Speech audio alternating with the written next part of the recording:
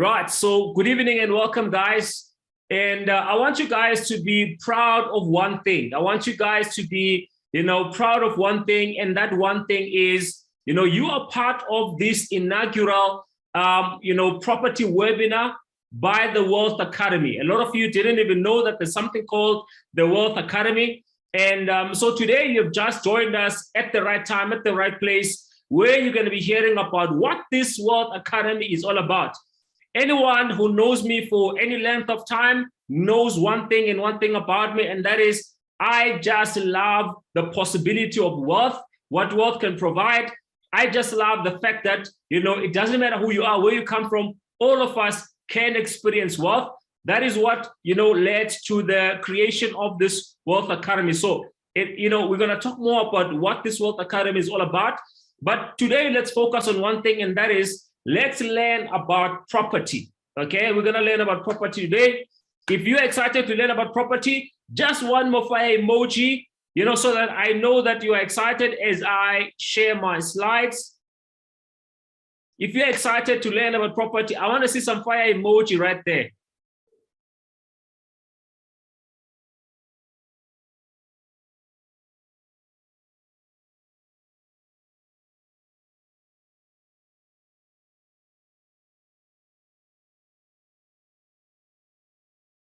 Right, so at least I see there's quite a few people who are excited. In fact, quite a lot of people are excited to learn about property today.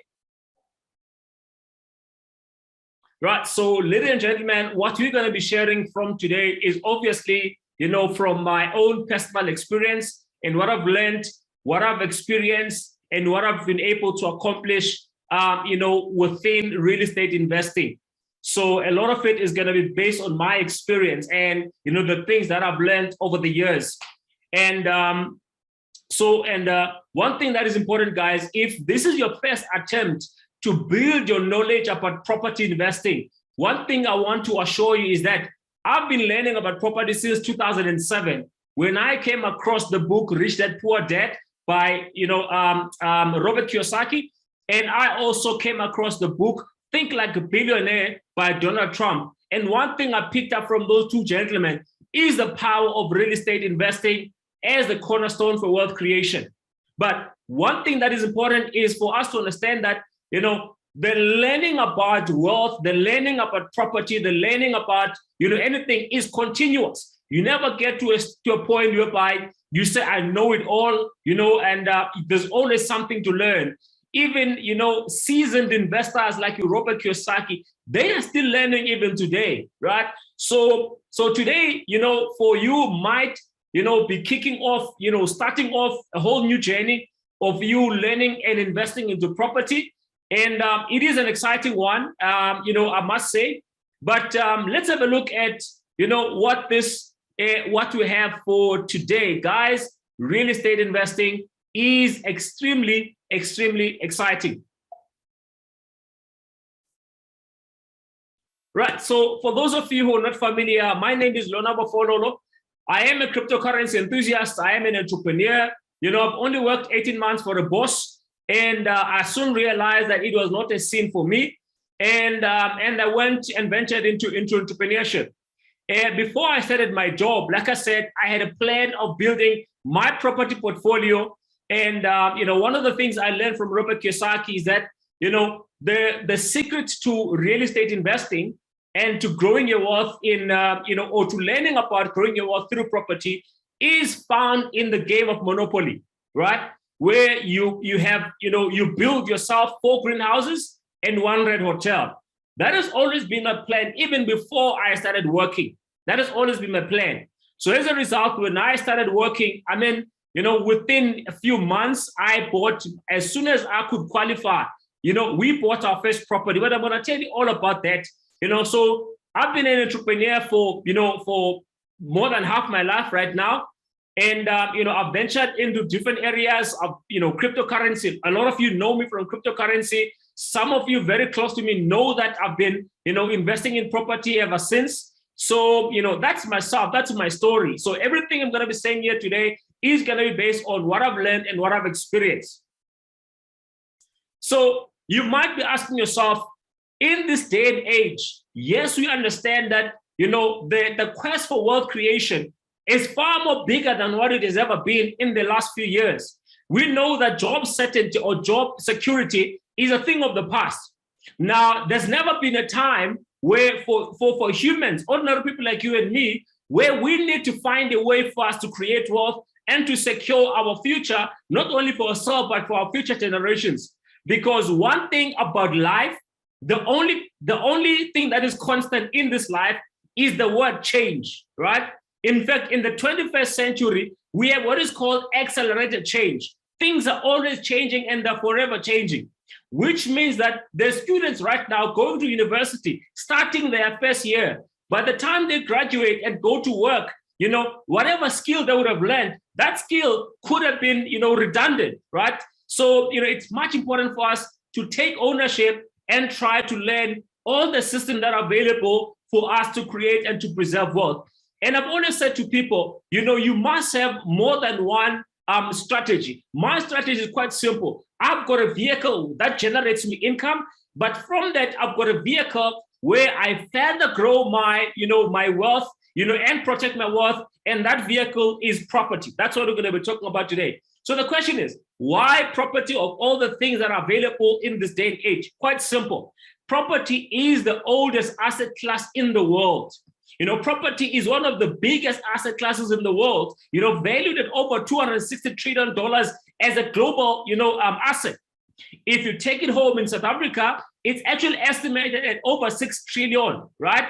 And these are even old figures, the 6 trillion rand, right?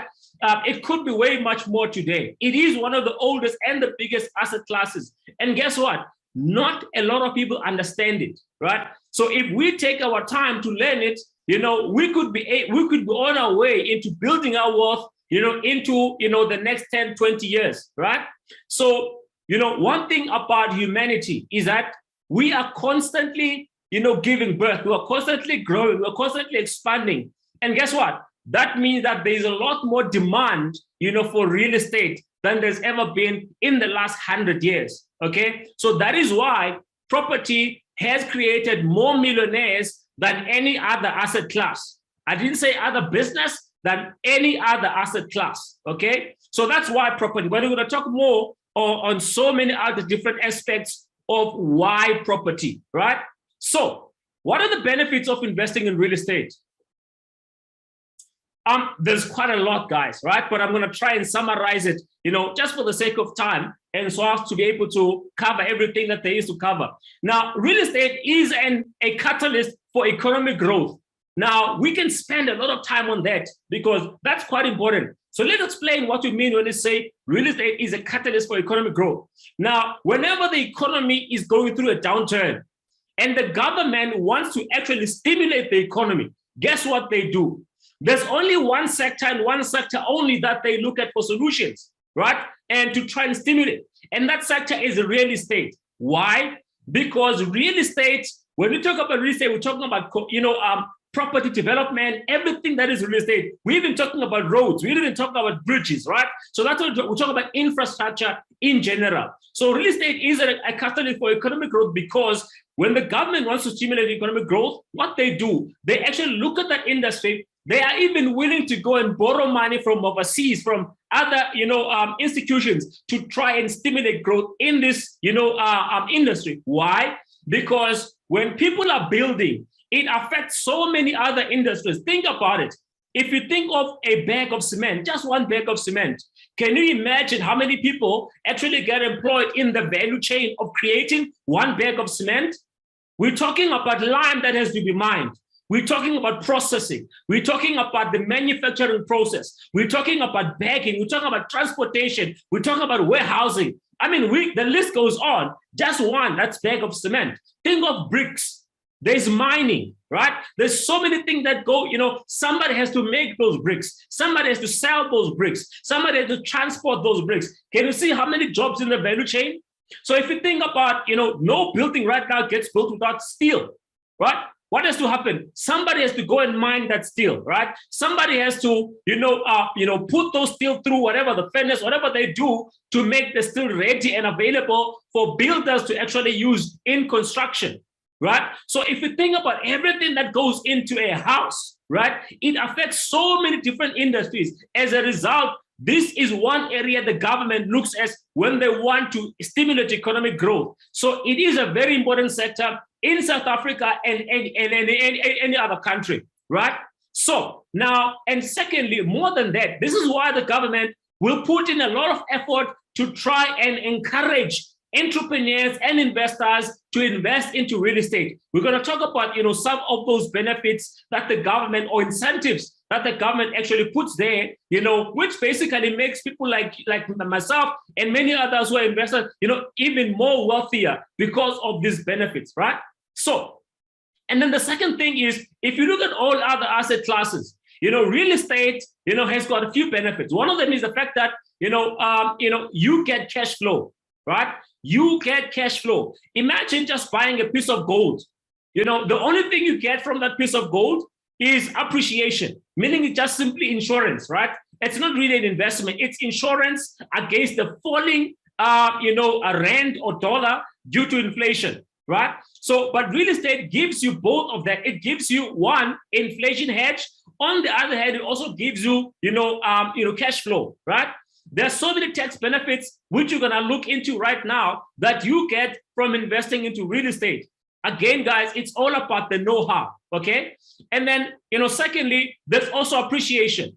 If you buy a piece of real estate today, you don't have to do anything on that piece of real estate. You might find that 10 years from now, that piece of real estate would have appreciated in value. And it's quite simple to understand why, right? Because the cost to buy bricks, cement, and sand, I studied construction management and quantity surveying.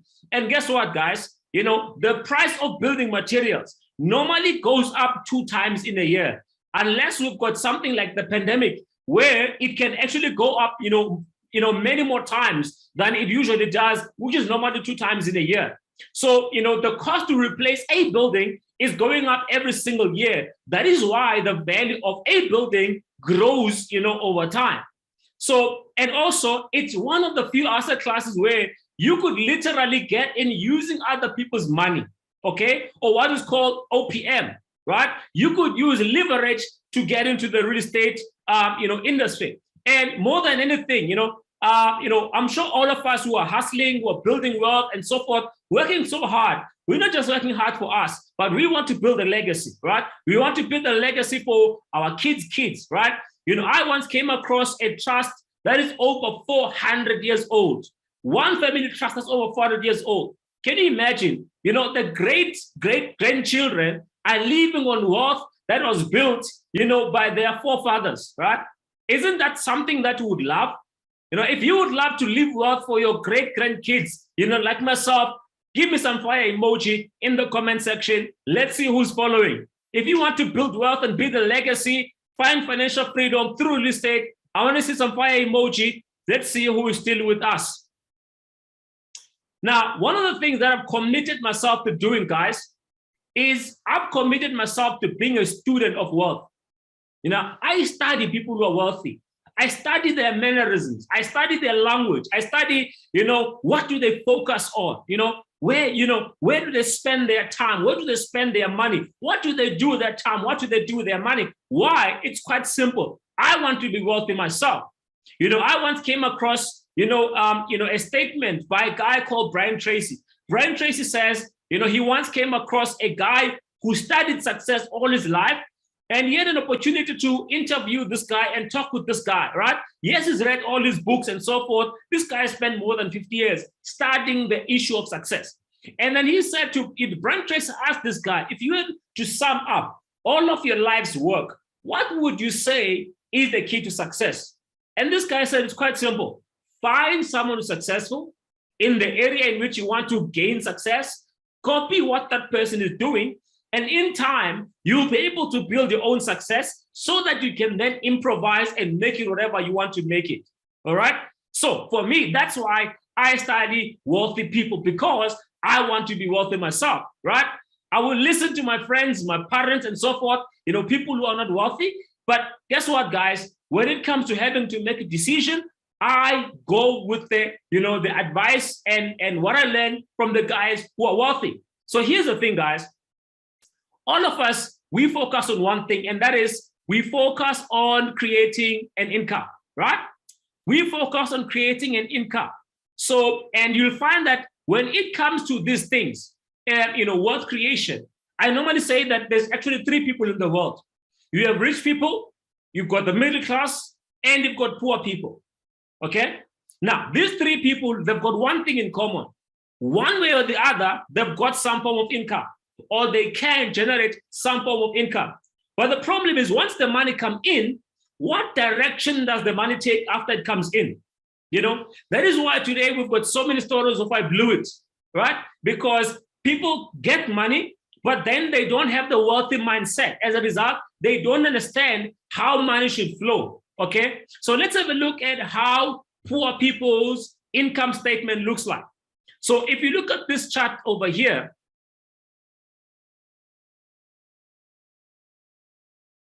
so you'll find that, okay, let me get that.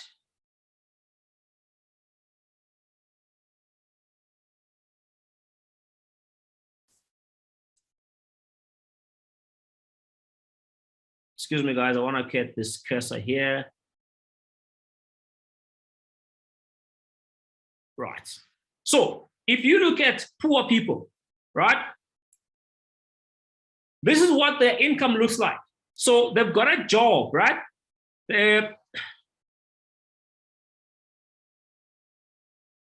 So they've got a job.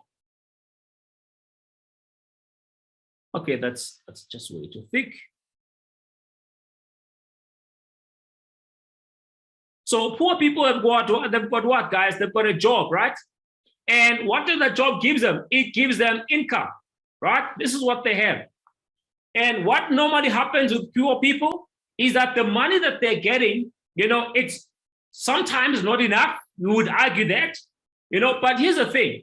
The income comes and it's out through the expense column.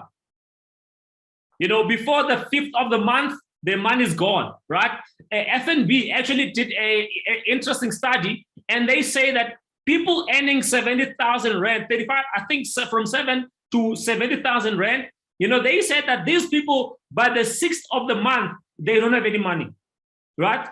They don't have any money. Why? This is what happens. Money comes in, all the expenses, they charge all the money. Come the 5th or 6th of the month, they don't have any money, right? Because of how they understand cash flow, or the lack of understanding of how their cash is flowing. So that's number one. But then you have the middle class, right? So this is a very tricky class of people because, these people are professionals. They deal with professionals. They like to deal with professionals. As a result, they've got a false sense of understanding of what assets are and what wealth building is all about. So let's have a look at what the middle class income flow looks like. So the middle class, some have a job, some, they run their own small business, right? So meaning they are in the SE quadrant, they're self-employed, whatever the case is, but this is what they have, right?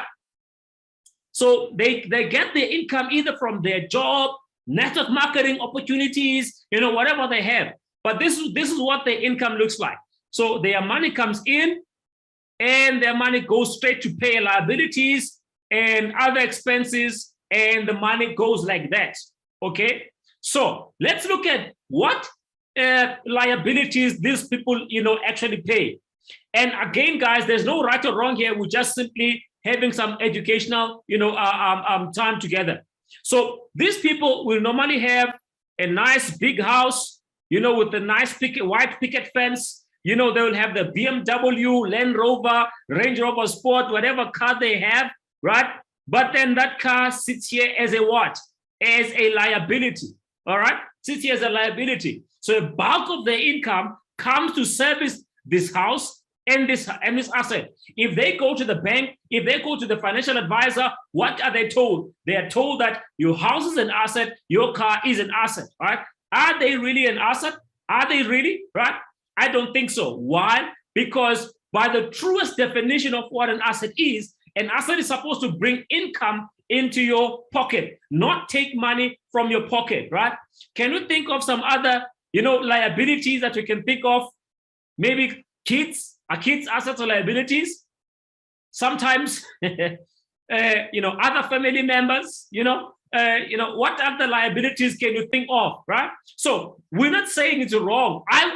My dream home, guys, is worth 30 million. That's my dream home, right? So we're not saying this is wrong, but we're just saying that we need to correctly label them so that we can know how to fund them. Because if we don't know how to label them, then we won't know how to fund them, right? So that's why we are here today. So yes, your primary residence is not an asset, but a liability. Yes, that car that you're driving, you're right, it's not bringing you money, right? You are actually able to pay money every single month, even if it's paid off, right? Because you still have to pay wear and tear, your tires, put petrol in it and so forth, right?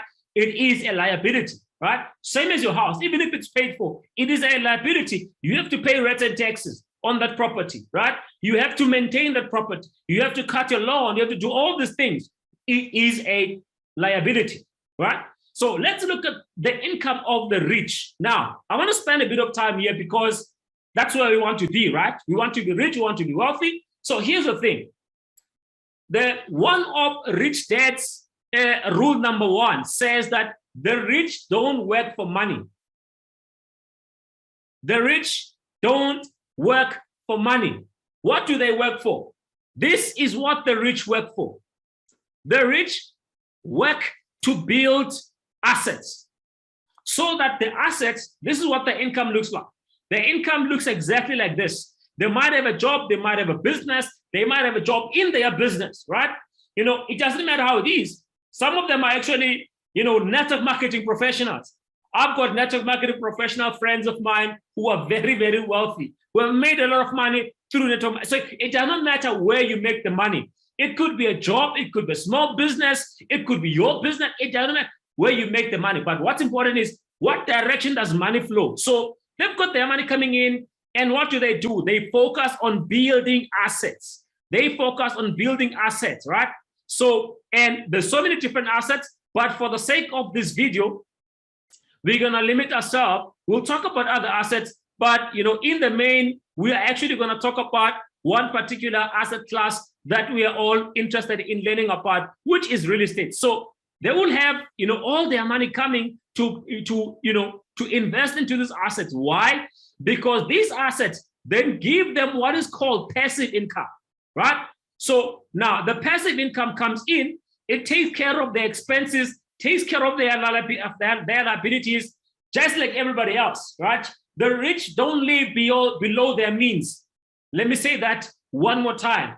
The rich don't live below their means, but they find ways to fund their lifestyle, right? If you see a rich person, driving a Ferrari, or having, 10 Ferraris, it's because those liabilities are actually funded by a whole bouquet of assets that gives them passive income, okay? And so this is where, ladies and gentlemen, I personally am working towards, right? This is where all of us, I think, we should be working towards. So when you look at assets, we said rich people work to build assets. Assets can be your business, right? Your business is an asset because it does what? It generates you an income. There is also paper assets like your stocks, your bonds, mutual funds, and all those sort of things, right? And then you've got commodities as well. You've got cryptocurrencies and so forth. And then you've got real estate, okay? So those are the type of assets, that, there is available for people to be able to invest into. Now, one more thing that is quite important is that not all assets actually give you passive income. Some do, some don't. And some that do give you passive income, you might find that no one is going to be willing to lend you money to go and buy that particular asset. So if I go to the bank right now and I say, look, bank, look at what Bitcoin has done over the last 10 years. It's incredible. It has made people millionaires. Can you please borrow me 1 million? I want to go buy 1 Bitcoin. I want to buy even your stock, right? I want to buy your share, Standard Bank. Please give me this 1 million. Guess what? They're not going to give me that. But the minute I say I want to invest in real estate, guess what? They are more than willing to talk to me, right? So now, one of the first things that you're going to have to look at if you really want to build a solid, solid wealth through real estate is that you must understand one thing. It's never a one man's game. Never. Impossible. right? There is not enough time in one lifetime to learn all there is to learn. It's just not possible. That is why smart real estate investors leverage other people's effort, leverage other people's experience, other people's time, other people's skills. That's how they build wealth, right? So you need to be able to assemble a team around you that you can work with. Let me tell you one thing. As a real estate investor, I'm constantly looking for new partners. I'm constantly looking for people that I can add into my team. And by that, I don't mean people that are going to work for me, but I'm talking about people that I can partner with, people that can serve me in this way. I can serve them in that way. It doesn't matter how it is. But the fact is, I am looking to add quality people into my team because that's the only way I get to win is if I've got a solid team. Because, as cliche as it might sound, teamwork does make dream work in real estate. It's as simple as that. Some of the people that you might want to look at having in your team is what is traditionally called real estate agents, right? But the proper name for that today is actually property strategists or property coaches, right? These are the people who understand the real estate market. I was a real estate myself, but we're going to talk about that just now. So, you find that some real estate agents, all they know to do is to list a house, sell a home, and that's it. They don't understand how the real estate investor should think like or thinks like, and what the real estate investor actually looks like. But if you can find those who understand the psyche of the real estate investor, those people are worth their weight in gold. Why? Because those are the people, when they come across a piece of real estate that they know the numbers make sense, this would make sense for so-and-so as a real estate investor, those people will make you wealthy by bringing you all the stock, right? You might not have all the time in the world to actually go and look for properties in a sense, because there is a difference. There is a difference between being a real estate investor and running a real estate business. We're going to talk about that just now. There's a difference. Some of the people you need to partner with is conveyancers. Now, conveyancers are specialist attorneys. These guys don't necessarily go to court. They don't do litigation. They don't do criminal. They focus on property law. These are specialist attorneys, and they are good at, helping you understand, what is in a title deed, helping you to understand, how body corporates work, what should be in a contract when you are, when you're drafting a contract, intending to buy or sell a piece of real estate. These are the guys who can teach you, what clauses should be there and so forth. But what is important, guys, is as much as you're going to have all these people, your process of learning should never stop. You should continue learning every single day, because you see, your team will not do what you expect, but they will do what you inspect. So if you don't know what your team should know or should do, you won't even know because not all conveyancers are the same. Not all property agents are the same, right? People are different, right? You want people who have some form of entrepreneurial flair in them, right? So, you need to have a partner that is a conveyancer, right? That you can depend on. You need estate planners, or what we call structuring specialists. People who will tell you, so I like to make this example. When I was growing up watching all these Kung Fu movies, guess what? I wanted to do karate. So when I went for my lessons when I was a kid to try and learn karate, I thought the first day I get there, they're going to show me how to kick, how to do those spinning kicks and all those crazy moves. And guess what?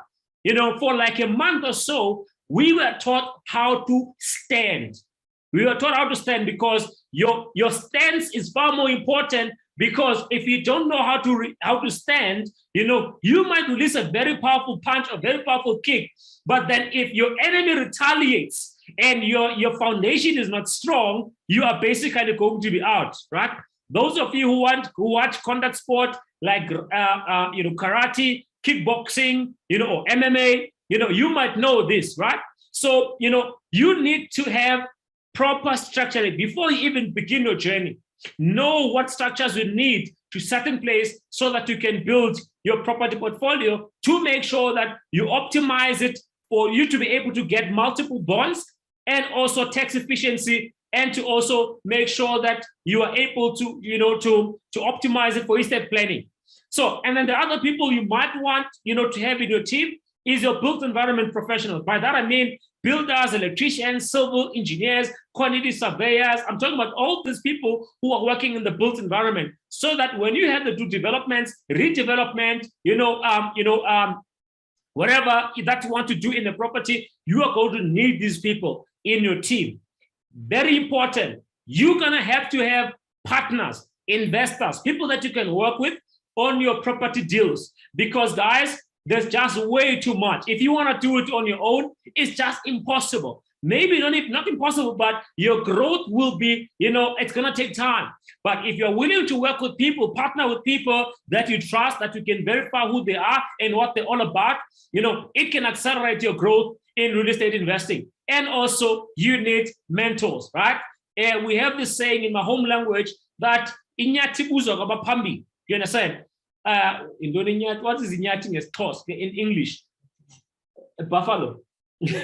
So if you want to really know how to fight or overcome a buffalo, you need, whether that's true, whether in reality that's true or not, that's neither here nor there, right? It is a figure of speech, right? To say that those who are experienced actually can teach you a lot more about their experience. And most importantly, they can teach you how to overcome mistakes that they did that you should not be able to do, right? If you have a mentor is about making sure that your learning curve is shortened, right? That's what it's about. So a brief history about my real estate investing journey. So we started out 2009, December, my wife and I, we bought our first property. I think back then, combined, we were qualifying for something like 700,000 rand, in bonds. And we bought our first property and we started with our primary residence. We started with our primary residence, guys, right? So whether that's right or wrong, you be the judge. But what this meant is that we bought this property for 490,000 rand and we qualified for what? Over 700,000 rand. So we could not buy another property for the same amount. We were only left with so much that we could qualify for. And, we found this property as our first, as our first rental property. We bought it, it was in distress. The value was 250,000. We got it for 200. I was so excited. We put our first tenant in. And guess what? The first time around, we did things by the book. We put a rental agent and so forth. But guess what? We did not do a proper calculations. We just took the rental income minus the bond, and that's it. And minus the rental agent's commission. But that was not it, guys. We still had to pay the levies, right? So this meant that we were in a shortfall. And those of you who know me, in 2010 September, right? These properties were bought in like a few months apart. This one we bought in December 2009, registered around February, March or so. And I think it was around June when we bought this one. So I was so excited, right? Within like less than 2 years working, we had 2 properties in our name. We were very excited, but guess what? So because I was having a shortfall on this property, I decided, let me do what? Let me just cut away the rental agent. Let me do this on my own. I'm smart, most. I will just download a lease agreement on Google, edit it here and there and so forth, make the tenant sign, and that was it. And guess what? We did that, took away the rental agent, put in the tenant, and made him sign the lease agreement. And boy, did we make a mistake. These guys, they paid 1 month, 2 months, 3 months. On month 4, they called us for a meeting. They would complain about this, they will complain about that, they will complain about this, they will complain about that. Over and above that, then they had a problem. Now they couldn't pay rent. And it's one of those things, right? If you don't pay rent for 1 month and the second month, it's gone. You're not going to be able to catch up, right? So, and, we were stuck now with these people who were not paying rent and so forth. It was a whole mess, right? And, we had to put the rental agent. Eventually, we sold the property, right? Luckily, we didn't make any loss on the property because we bought it below market value. That's another thing that you're going to have to learn as a real estate investor is that you make money when you buy, not when you sell. Make money when you buy. You have to buy right, okay? So, but we're going to talk about that. So what's the lesson I learned Well, in hindsight, maybe we shouldn't have started with our primary residence because we were paying the bond for that particular property, right? And but it was just this thing of home ownership, right? So, if we had to start all over again, I don't think we would have started that way, right? So, and by the year 2015, 2016, we had sold both properties, right? And, we had to start from scratch. So here's another thing. So I was so in love with real estate that after quitting my job, going into the construction business, things not working well, guess what I did? I went and I worked as a real estate agent. I worked for a company called Remax. I worked for 8 months. I was selling, guys. I was selling because one thing about me, I don't know how to do anything half-heartedly. If I'm going to do it, I'm going to do it all the way, right? So, whenever I'm unsure, it becomes difficult for me because I like to go all the way. So I worked for Remax, sold a bunch of properties, and I saw an opportunity to actually, buy my own franchise. So 2011, 1st of September, was the day we opened our own real estate franchise in Port Elizabeth, Motherwell. Why? I thought being a real estate agent will give me proximity to the asset class, which I love, which is real estate. So I thought to myself, you know what? I'm going to build my property portfolio like nobody's business. But guess what, guys? Being in the real estate business without necessarily having the proper mindset as a real estate investor did not really work for me. I saw properties for about 7 years in my life, right? And I think in total, I probably sold more than 300 homes in my 7-year stint. My first month, I sold 10 properties. My very first month as a franchisee for Rossett, I sold 10 properties. I was winning awards, my office was winning awards and so forth. But guess what?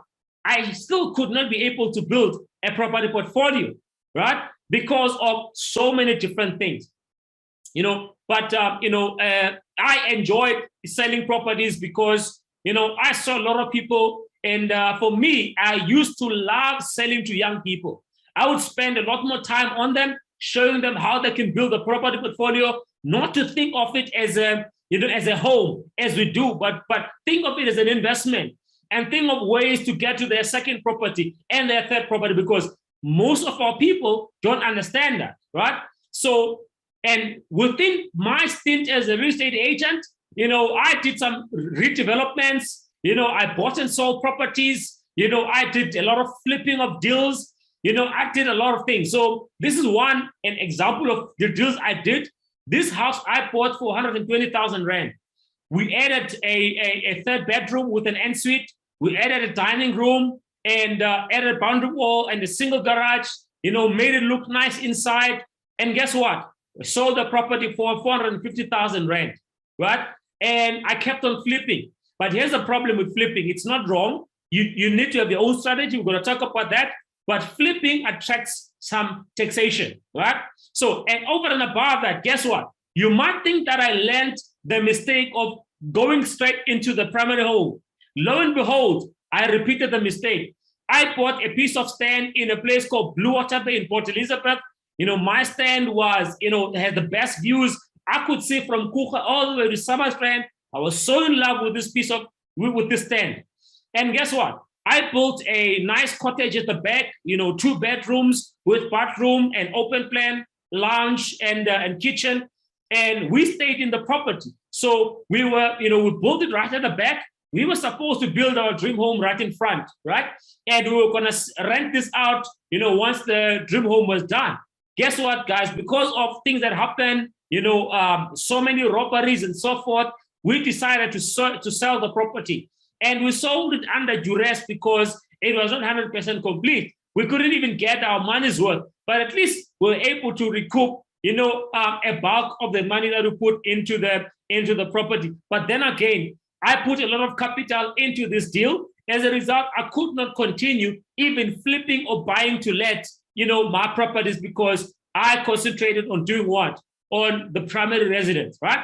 So, and lo and behold, as I moved into the network marketing game, I left the real estate game as a property broker, but never as an investor. because that's always, what I was about. And as soon as I started making money, recovering my credit worthiness and so forth, I went back into the game, big time. So this is one development in PE. This was originally done by Old Mutual. And by the way, Old Mutual, all these insurance companies, guess where do they invest their money? These guys built more than 300 proper homes in Port Elizabeth. That's just one development.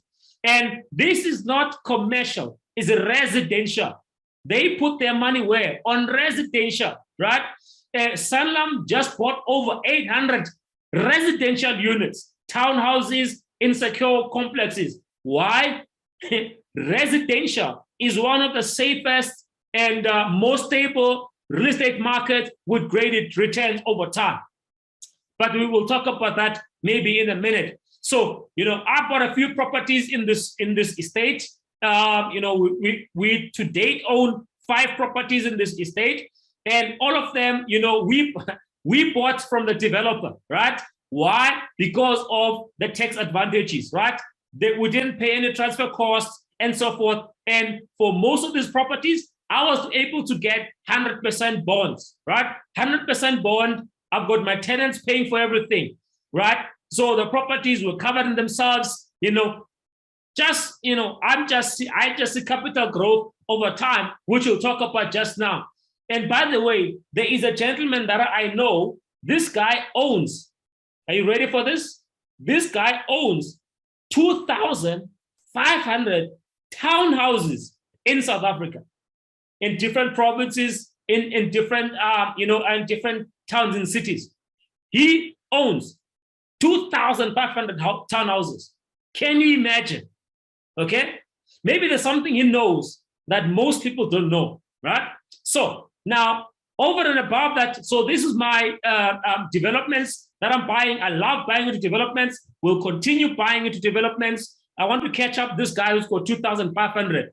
Now, over and above that, I had this dream of owning property in the beachfront in Port Elizabeth. Why? I see how busy it gets, and it is one of the prime, beachfront areas, in the country. So, we were able, just after the pandemic, remember what I say, guys, you don't make money when you sell, you make money when you buy, right? So just after the pandemic, the first opening of the pandemic, this property, it used to be a hotel. There is actually a few units that still belong to a hotel right now. Beautiful, beautiful property, in the beachfront in Port Elizabeth. So we bought one unit there, 2-bedroom, and we remodeled it, modernized it, and put it on Airbnb. So guys, that's just amazing. What these properties are doing is just so awesome, right? So, and because of that, after the pandemic, we bought this before the pandemic, right?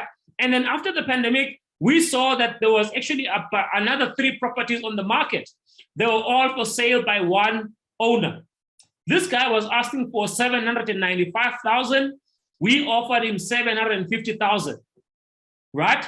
And guess what? Because these property are fully furnished, we were also, we tried to be smart about it. We took early occupation. What does early occupation mean? It means that, I take ownership. I take ownership of the property even before it registers in my name. Yes, I still pay occupational rent, but it's far less than what I would pay if I was paying a bond. So we negotiated that, I wanted these properties available for me to put on Airbnb by December, because I know PE, when it comes to December, it's just packed, right? Guess what? Pandemic happened, lockdown happened, So I pay that occupational rent without really realizing too much return. In fact, we didn't even make any money, right? But guess what, guys? Now that we are on whatever level we're in, the property is just doing phenomenal. As a result, I was saying to the guy who's managing my Airbnb, that's another thing that you need to learn, guys. When it comes to property investing, you work on your business, not in your business, right? You work on your property portfolio, not in your property portfolio. There's a difference. I don't spend more than 5 hours in a month working on my property portfolio. Why? I've got people doing that for me, right? My energy is focused on doing what? growing the property portfolio, right? So I was saying to this guy, I want to buy as many, units as possible in this development because of the fact that Airbnb is just doing so well in Port Elizabeth, right? So now, because we love property so much and we're growing, we bought a piece of land. And this is another interesting story, guys. We bought a piece of land. We bought it, at the, a fair price, and we subdivided the units, right? Subdivided the units. And what we did was we built 2 houses on 1 plot, right? If you are there, you're not gonna even feel that it looks like it's a panhandle plot, right? And 1 plot in front. So, this plot was over 850 square meters, so at least it's a decent size. And guess what? We built 2 units on the stand. We sold one, right? Sold one. And then the other one we are renting out. So what does that mean? It means now my input cost on the one that I'm renting out is far less, because what? Some of the profits from the first property went and reduced my input cost on the second one, which I'm renting out. This ultimately means that it increases my ROI. Increases my ROI in a significant way, right? And, these properties, we barely, the tenant moved in like a month ago or so, right? But when we look at the valuation right now, what the properties are selling in the area, you'll find that the property has actually gone up, which is quite phenomenal, right? So now another one, very interesting story. This is a multi-let. So you might find that there's different strategies, guys, in building your property portfolio. As you can see that I employ most of the strategies, but there's one that I'm more comfortable than others, which we'll talk about, if time permits. So this is a 2-year spread property in Stellenbosch. For me, this is an incredible property for myself. Coming from Motherwell, NU9, living in a shack, to owning property in Stellenbosch, there is a good God above, right? So this one is a 4-bedroom property that we bought, and we bought it for 2.15, and costs were included. The 4 bedrooms we're letting out, each room. Very interesting yield for a property like this. But let me tell you what, guys, as much as I've got a surplus of 6.5 in this property, right? I did not necessarily invest for the surplus. In fact, the surplus won't even come to me.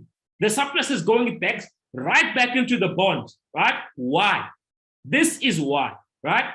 So lots of people invest into property for different reasons. Some invest because they want income, right? Like immediate income. Some invest because they want equity. Why? Because with the equity, if you can grow your equity quicker, it means you can then compound the growth of your property portfolio. So let me make you an example. In Stellenbosch right now, over the last few years, properties have been doing in annual growth between 10 and 12%, some even bigger, even like 14%, something crazy like that, right? So in this particular area, it's expected to do at least 12%, right? So I expect 10%. They say 12, I say 10, right? So, but then let's say, worst case scenario, if you know what's happening right now, this is close to a varsity. There's also a private airport that is being built in this area. There's a lot happening in this area, guys, right? They are building the new Sandton in Stellenbosch, okay? The new Sandton, right? So incredible things are happening there. So we came in at the right time, because all of that money coming in will mean that the value of my property is actually going to increase. But let's have a look at this. So I bought the property for 2.15, right? 100% bond, no deposit. If you can put a deposit is always good, by the way, right? So, but let's just say the equity I get in 12 months is not 10%, not 12%, but only 8%. So this means my property in a year from now will have an extra 172,000 at 8%. I will have an extra equity that I can get from the property of 182,000. Guess what I can do with this equity? I can take this equity and put a deposit of 80,000 Rand on 2 properties, right? And obviously, with this kind of deposit in the kind of properties I buy, This means that the property will be taking care of themselves, right? And by the way, guys, for me, my strategy is I don't want to live from the income from these properties yet, right? That's not my strategy. My strategy is I must get my living somewhere else. Some people actually want to live, from their properties, there's nothing wrong with that. It's just that for me, I want to compound my growth, right? So that's why I don't want to live on these properties in terms of me generating the income. Otherwise, I could have put in a lot more deposit and make sure that, I get a lot of money back. But so here's the story. I will take the 80,000 Rand and I will deposit, 2 properties, 80,000 Rand each, mean that, the properties will be generating nice cash flow.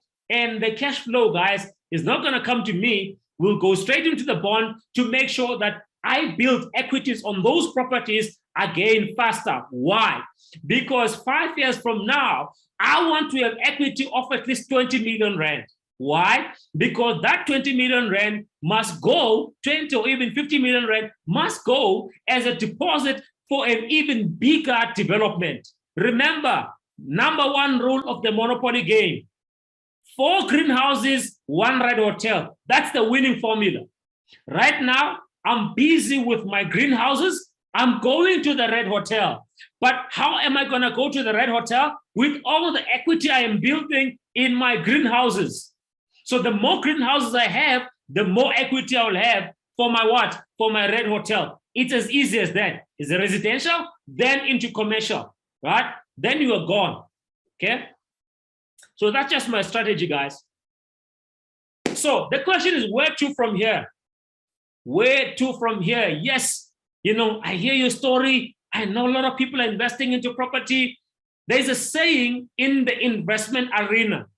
And the saying is, when they talk about a safe investment, they normally say it's as safe as bricks, right? This investment, this deal, it's as safe as bricks. Why?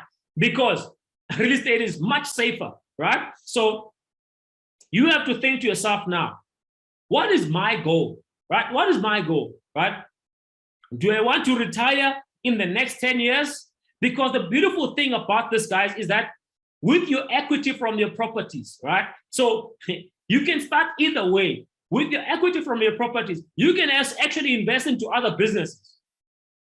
You can invest into other businesses with your equity from your properties. Or you can actually build, and further build and grow aggressively your property portfolio, depending on which of the 4 phases you are in your journey in building your real estate portfolio, right? So you hear me talking about the 4-step journey. That's, something that we're going to talk about,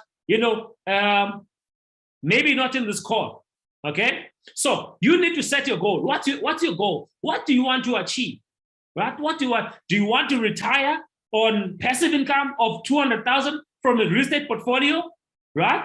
Do you want to retire on 500,000 passive income from your real estate portfolio? What are the tax implications of that?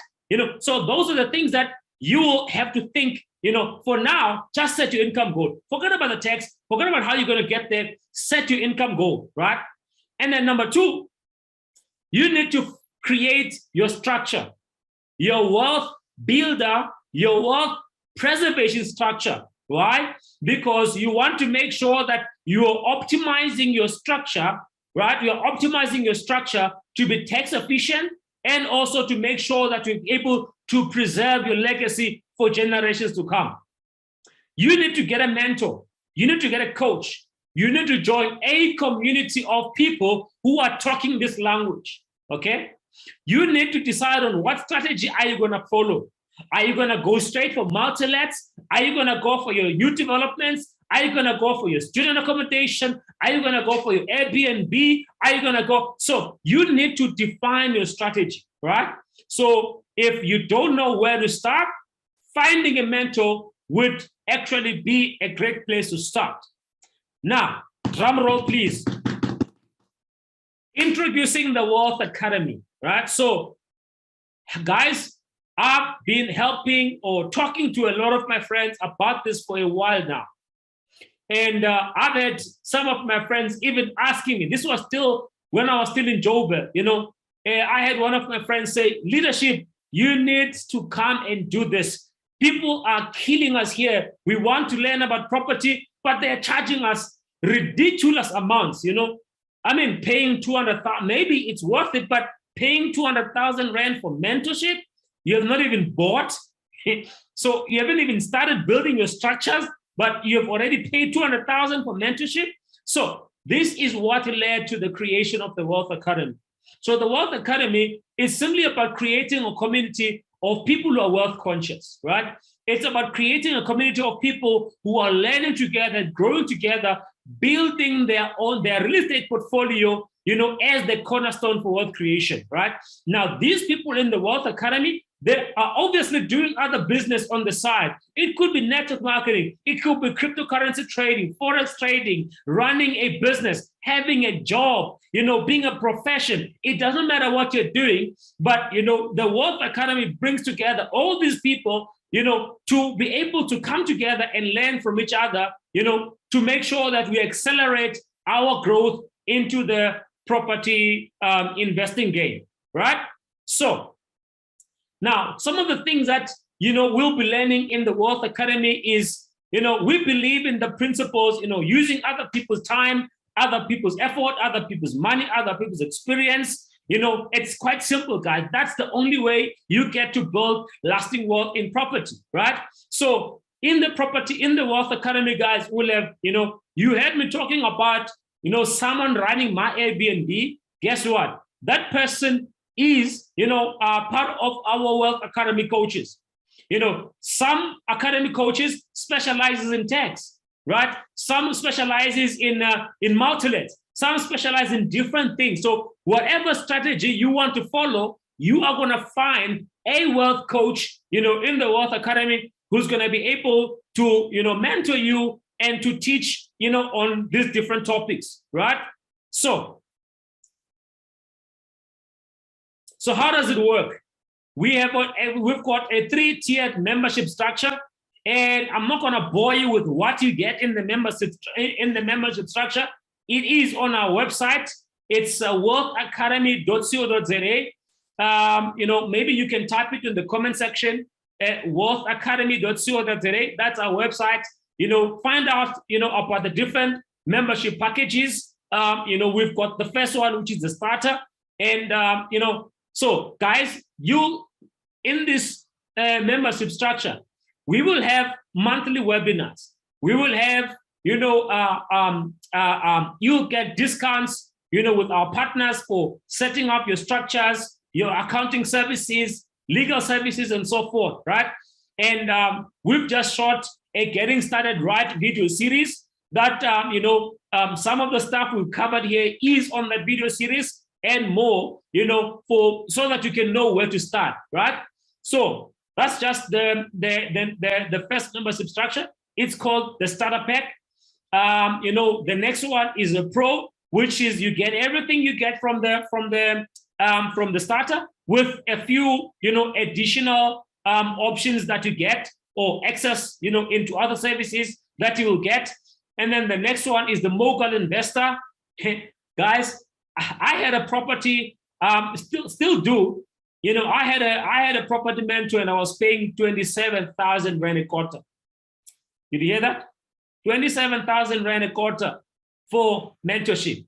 That's a story for another day, right? If you get into our membership, we'll tell you how that went and what I've learned and so forth, right? So everything, guys, that you'll ever need, tax planning services and so forth, because when it comes to real estate, you always start with the end in mind, not the other way around, right? How you start is quite important because, you know, I met a guy who has, this guy has a sizable property portfolio. Guess what? It's all in his name. You know, what are the pitfalls? These are some of the things that we're going to be teaching in the membership classes, right? So if something happens to you guys, something called the estate duty tax, you are going to pay 20% of your estate. Is going to go to what? It's going to go to SARS.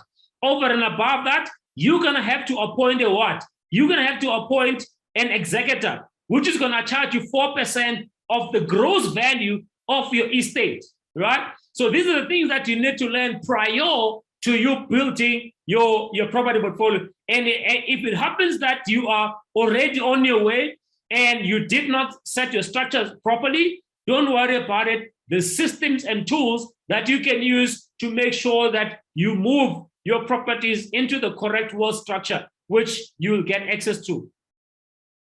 So, ladies and gentlemen, that is the Wealth Academy. And maybe for the next 2 minutes, thank you very much for attending. I hope you found value. I hope this means that you're going to begin your journey. Doesn't matter how, doesn't matter where, but I hope this, kicks off your journey into learning about property, into building your property portfolio. And, in the next 5 years, 10 years, we must be talking a completely different language when it comes to our property portfolio, right? So any questions? Maybe before I close, let's see if there is any on the comment section.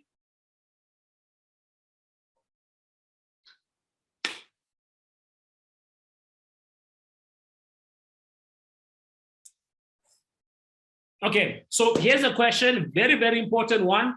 So this one says, good evening, leadership.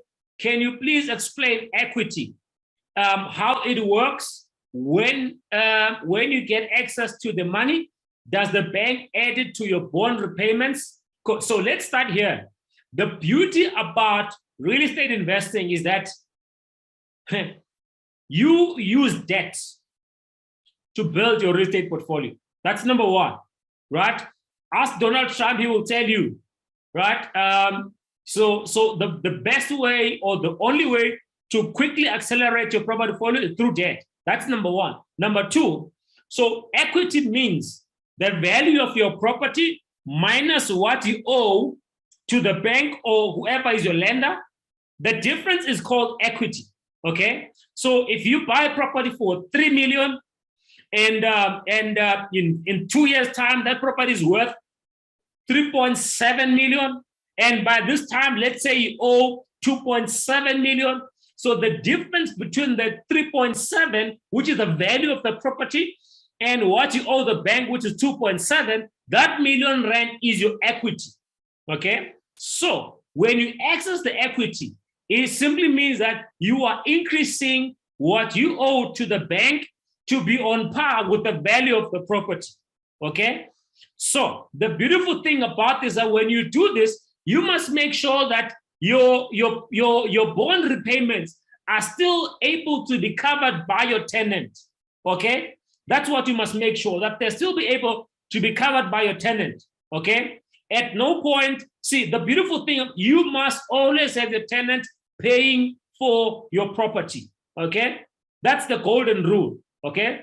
Now, I've had deals where I was willing to have a shortfall because of the envisaged equity and how quickly equity was gonna grow, right? That's just my personal strategy. A lot of people don't like that, which is fine. So that is why you need to find a strategy that works for you. These are the things that you learn when you have a property mentor, when you're part of a community of people who are talking this language. So hope that answers your question. So if you have this equity of 1 million and you go and deposit, let's say 4 other properties, and you've got a cash flow, let's just say you took the 1 million. So now you owe the bank 3.7 million, right? And you've got 1 million with you in hand. And let's say your bond repayments, right? These are just some of the things I would look at. Let's say your bond repayments, your tenant is paying you 20 grand, but your bond repayments are 22 grand or 23 grand. Or in fact, all your costs, all your costs combined are costing you, the property is costing you 23 grand, but you're only getting 20 grand. So meaning you've got a shortfall of 3 grand, right? What would Lonwabo do, right? So if I take this 1 million rand and I'm able to find, let's say 4 properties or 3 properties where I'm gonna put a deposit, but then from that deposit, I'm now getting a surplus, right, of X amount on each property. And if that surplus is way more than the shortfall I'm getting on this property, I, Lonwabo Fololo, would be more than willing to go into that deal. That's just me, provided that the equity that I'm gonna get in those deals is envisaged to actually, grow much faster. because in the next year or two, the equity I'm getting, it's no longer from this one property. It's now on 4 properties. Do you get what I'm saying? What if you can't access debt through the financial institution? Maybe due to a poor credit record. Does it mean you can't invest in property? Or what other options can one explore? Look, there's so many different options you can explore. That is why there's more than one lender, by the way, right? People know of the 4 banks, in South Africa, but there's actually over 60 banks in South Africa. Some are just private, and you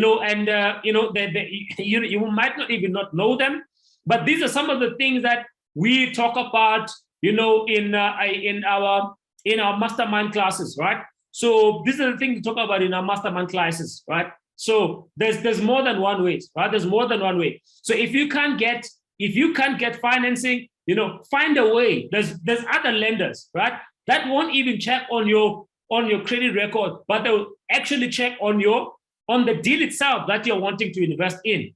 And more than that, you might want to look at ways of earning money through property. Maybe you might want to flip a few deals. Maybe you might want to be a sourcing agent for other investors and charge a fee. There's so many different ways. You could, be an Airbnb manager, right? Manage other people's property, generate some cash flow there. There's multiple ways, guys. So let's see on the chat section. You mentioned that a person had all the properties in personal name. What would you recommend on the properties registered as trust? Okay, so all the structures, all the entities you can use to buy a property in, they all have got tax implications.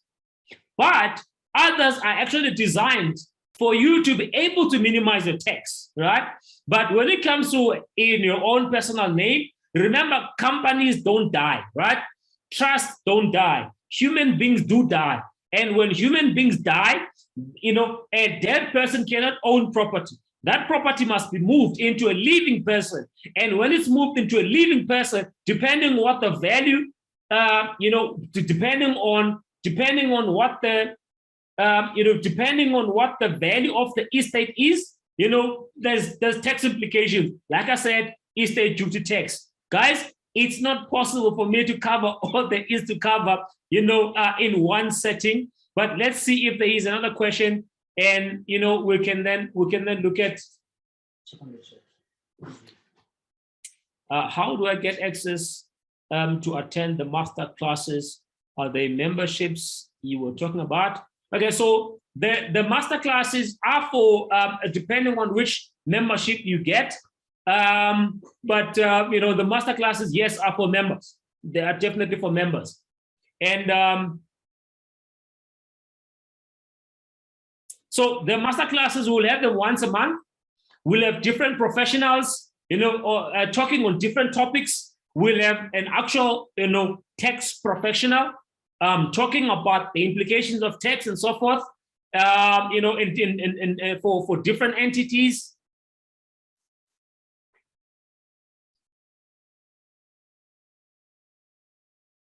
Okay, what other tax breaks are available besides for developers? My favorite question. So let's look at it this way, then. Hey, I can't give you all the information, guys. So let's look at it this way. So when you buy, let's say you buy a townhouse, brand new from the developers, right? Now, let's say the townhouse is 800,000. In that 800,000, there has to be a portion for the land. There has to be a portion for the development, which is bricks and mortar to build the property, right?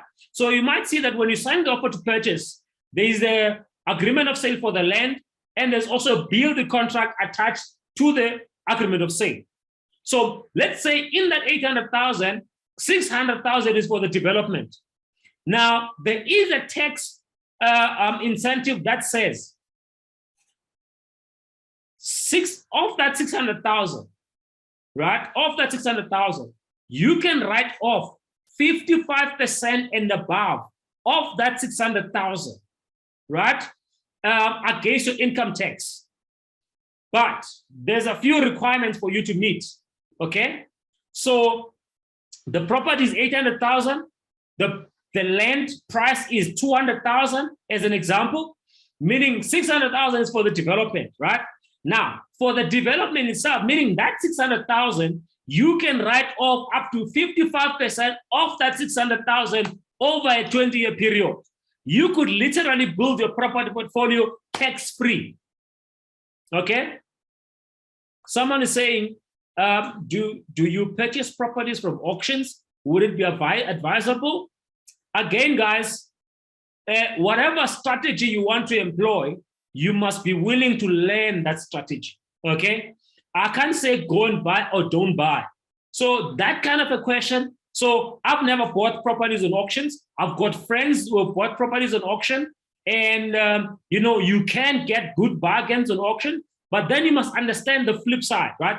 Understand the fact that you're going to have to fix the property, understand that all the debt in the property, whether for levies or for municipal rates, they become your baby. So you must understand all those intricacies before going to actually buy the property. So in other words, your due diligence is very, very important in looking at the deal. So that is why sometimes working with a coach or a mentor to actually having to look at those deals with you is actually a best thing to do. Let me take two more questions. So basically getting a loan is not bad at all. I hope you're still here to hear this answer. If I could get 1 billion rand loan from the bank today to invest in property, I'll be the happiest man alive. I'm not trying to run away from debt. I'm running into debt. Why? I'm using debt to buy assets, not liabilities. Okay? So why? It's the only asset you can use other people. It's the only asset class you can use other people's money to become rich.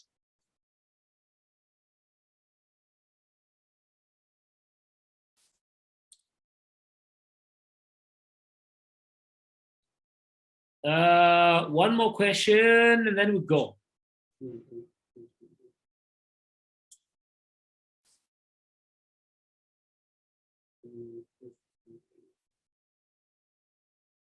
Your opinion on township room rentals leadership? Okay, so you have to decide, right? You have to decide. I have personally made a decision. I grew up in the township. I bought and sold properties in the township. I don't want to buy properties in the township anymore. That's just me, okay? Because the township market, in my view, it's this small, right? The other market out there, it's this big, you understand? So if you want to start there, and that's the only way you can start, understand the implications, right? Understand the implications, guys. You want to go to a place where property values are actually growing. You want to go to a place whereby the people around you have got a common understanding in terms of me taking care of my property affects the value of the entire neighborhood's property values. So you want to invest in a place where there's common understanding as far as that is concerned. But a lot of people have started in the township, are still buying in the township. There's nothing wrong with it. You just have to choose your strategy, right?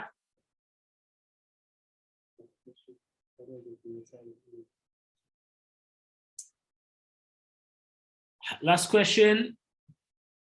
What is the best? What was the best?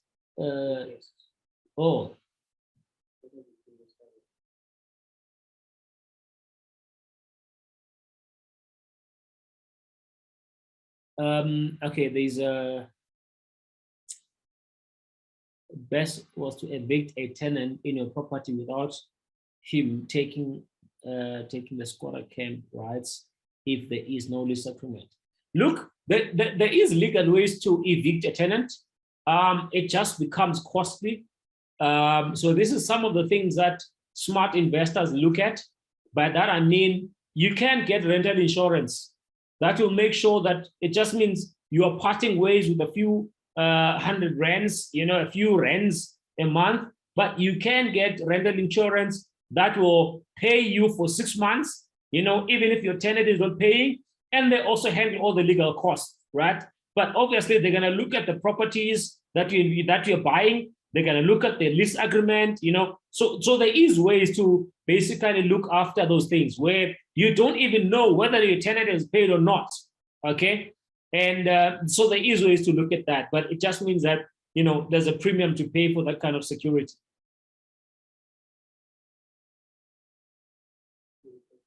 Can a self-employed individual owning a paid-up property get the equity from the bank?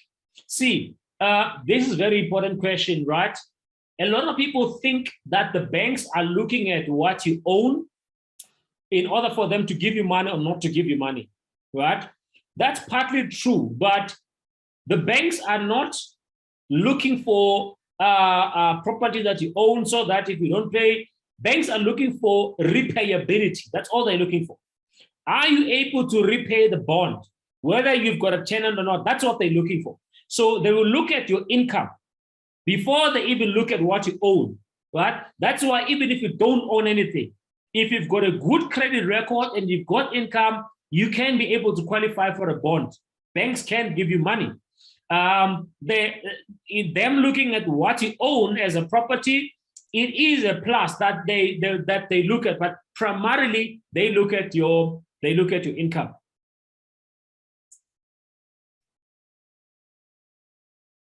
So guys, I know we're having so much fun with this information. How do you buy multiple properties with a bond? You get multiple bonds. I've got multiple bonds.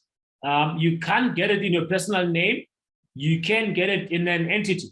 Remember, if I buy a property and the bond is registered in my company or my trust, I don't own the debt. The debt is owned by the entity. These are the stuff we talk about, in the masterminds. And, so guys, I know we're having so much fun. There's a lot to cover. I know you've got so many questions. We've got a Telegram group. If you're not in there, you can join us in that Telegram group. And yeah, if you've got any questions, you're more than welcome to reach out to me, reach out to Mercy, reach out to on the Telegram group, in whatever way. Let's help you to build your property portfolio.